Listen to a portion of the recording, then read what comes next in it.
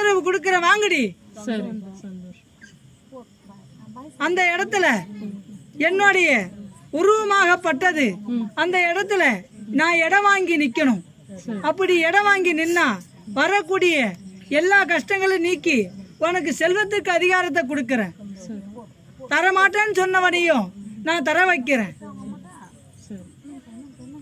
வினைக்கு ஒருத்தன் இருக்கிறான் வில்லங்க காட்டுறதுக்கு, விலைக்கு விடுறான் அவனை.